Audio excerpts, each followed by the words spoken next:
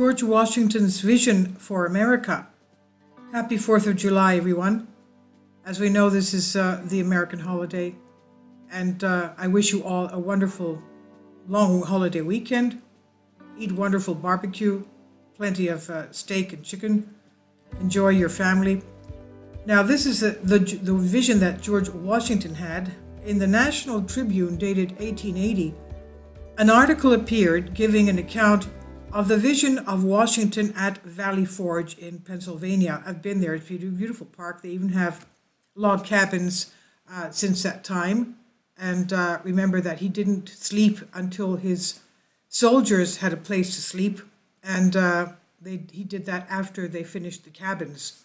And the cabins, from what I saw, had bunks. There were 6 people sleeping in every cabin.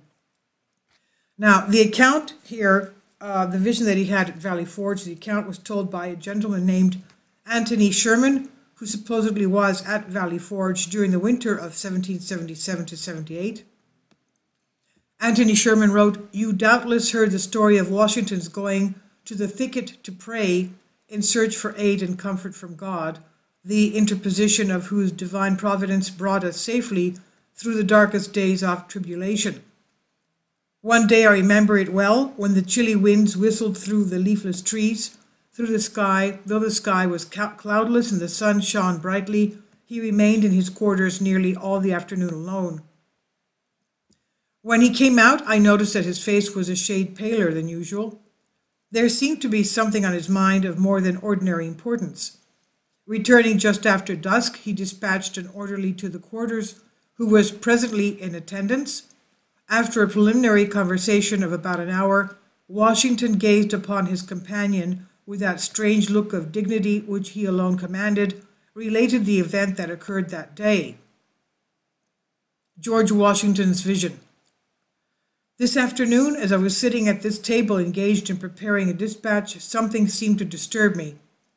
Looking up, I beheld standing opposite me a singularly beautiful female. So astonished was I, for I had given strict orders not to be disturbed, that it was some moments before I found language to inquire the cause of her presence.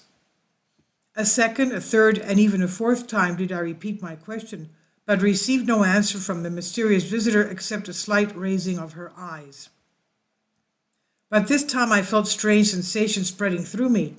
I would have risen, but the riveted gaze of the being before me rendered volition impossible. I essayed once more to address her, but my tongue had become useless, as though it had become paralyzed. A new influence, mysterious, potent, irresistible, took possession of me. All I could do was to gaze steadily, vacantly at my unknown visitor. Gradually, the surrounding atmosphere seemed as if it had become filled with sensations and luminous. Everything about me seemed to rarefy. The mysterious visitor herself became more airy and yet more distinct to my sight than before. I now began to feel as one dying, or rather to experience the sensations which I have sometimes imagined accompany dissolution. I do not think, I did not reason, I did not move. All were alike impossible. I was only conscious of gazing fixedly, vacantly at my companion. Presently I heard a voice saying, "Son of the Republic, look and learn." While at the same time my visitor extended her arm eastwardly, I now beheld a heavy white vapor at some distance rising fold upon fold. This gradually dissipated, and I looked upon a stranger scene. Before me lay spread out in one vast plain all the countries of the world: Europe, Asia, Africa, and America.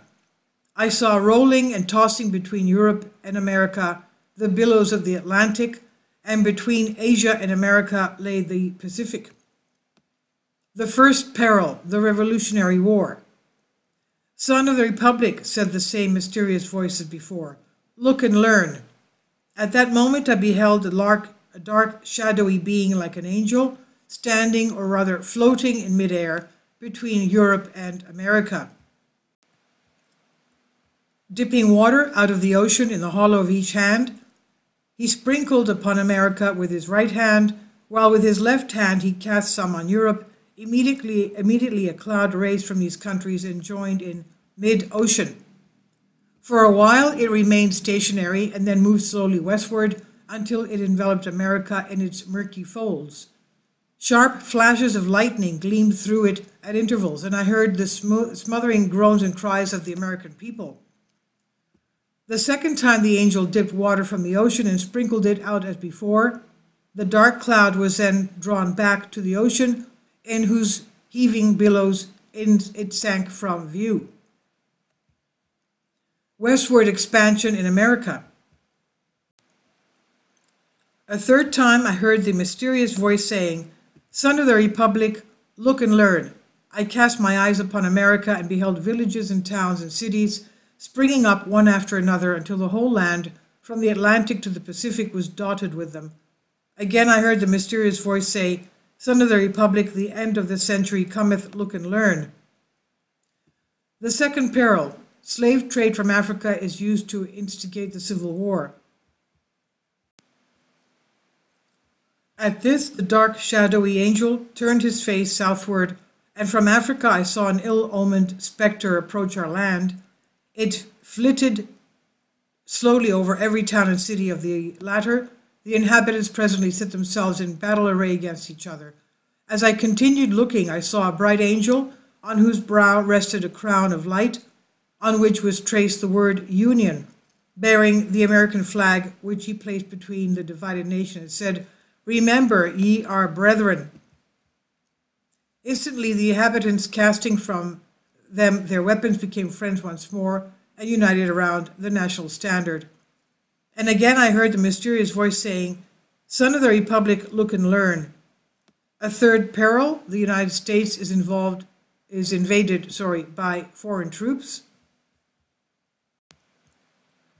At this, the dark, shadowy angel placed a trumpet to his mouth and blew three distinct blasts, and taking water from the ocean, he sprinkled it upon Europe, Asia, and Africa. Then my eyes beheld a fearful scene. From each of these countries rose thick black clouds that were soon joined into one. Throughout this mass there gleamed a dark red light, by which I saw hordes of armed men, who, moving in the cloud, marched by land and sailed by sea to America. Our country was enveloped in this volume of cloud, and I saw these vast armies devastating the whole country and burn the villages, towns, and cities that I beheld springing up. As my ears listened to the thundering of the cannon, clashing of sword, and the shouts and cries of millions in mortal combat, I heard again the mysterious voice saying, "Son of the Republic, look and learn." When the voice had ceased, the dark, shadowy angel placed his trumpet once more to his mouth and blew a long and fearful blast.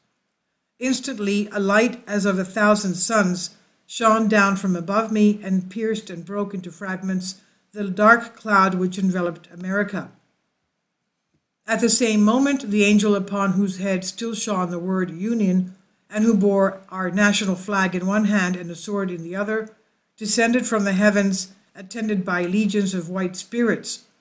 These immediately joined the inhabitants of America, who I perceived will nigh overcome, but who immediately, taking courage again, closed up their broken ranks and renewed the battle. Again, amid the fearful noise of the conflict, I heard the mysterious voice saying, "Son of the Republic, look and learn." As the voice ceased, the shadowy angel of the last time dipped water from the ocean and sprinkled it upon America. Instantly the dark cloud rolled back, together with the armies it had brought, leaving the inhabitants of the land victorious.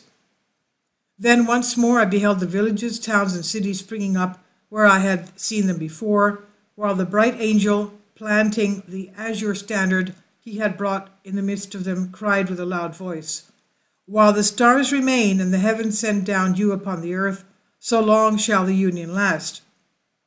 And taking from his brow the crown on which blazoned the word Union, he placed it upon the standard, while the people kneeling down said, "Amen." The scene instantly began to fade and dissolve, and I at last saw nothing but the rising, curling vapor I at first beheld. This also disappeared. I found myself once more gazing upon the mysterious visitor who, in the same voice I had heard before, said, "Son of the Republic, what you have seen is thus interpreted. 3 great perils will come upon the Republic. The most fearful is the third. But in this greatest conflict the whole world united shall not prevail against her. Let every child of the Republic learn to live for his God, his land, and the Union. With these words the vision vanished, and I started from my seat and felt that I had seen a vision wherein had been shown to me the birth, progress, and destiny of the United States. Source is U.S. History, and this is on Humans Be Free. So he said, learn to live for God, your country, and the Union. Is that what Americans are doing today? Some yes, some no. Please leave your comments. Thank you for your support. Have a wonderful 4th of July. Kindly support my Patreon account. The daily posts are 5 videos daily, and they are totally different from what I have on my YouTube channel. Thank you so much for your support and that you find all my content so interesting. You'll find the Patreon account details in the description box below.